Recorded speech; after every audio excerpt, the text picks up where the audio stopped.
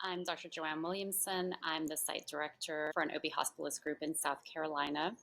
Our patient was a 30-year-old patient. It was her first pregnancy, and she was 34 weeks and 1 day.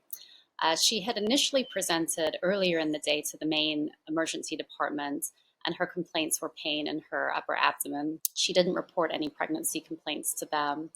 Of note, she did have a mildly elevated blood pressure with them. She was treated for heartburn and released approximately an hour and a half later home. She wasn't feeling any better, and she went to her OB visit, and they were immediately concerned and sent her into the OBED, our obstetrical emergency department.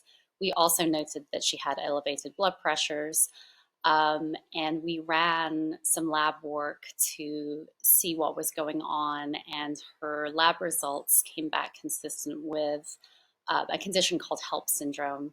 HELLP syndrome is a dangerous condition that can happen during pregnancy where patients' platelets, which help them manage blood clots, or liver enzymes can be elevated, and it, along with high blood pressure, can put the patient's pregnancy and baby at risk. Whenever somebody presents with upper abdominal pain that was very similar to this patient's, we're always concerned about HELLP syndrome. We were able to diagnose it quickly. We were able to confer with our maternal fetal medicine partners, who agreed that we should proceed with delivery. We were able to communicate with the patient's primary OB provider, who let me know that the patient's baby had been in breech presentation the previous week, and so I was able to do a quick ultrasound, confirm that the baby was still in breech presentation, and then counsel the patient on proceeding with a cesarean delivery. We proceeded with the cesarean delivery. Her OB was able to come and perform that surgery with us, and mom and baby were ultimately safely delivered. And so we had a really good outcome to what could have been a dangerous situation.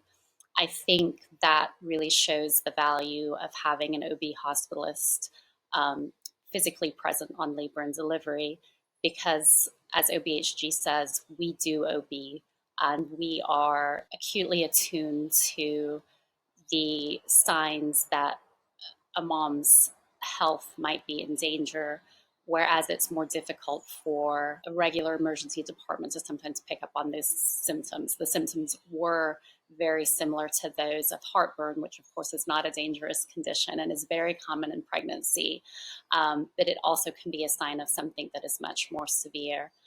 So I feel that having us on site allows us to not only identify these dangerous conditions quickly, but it also lets us communicate between the different teams and the patient's provider quickly about what's going on, so we can provide a safe delivery for mom and baby if needed.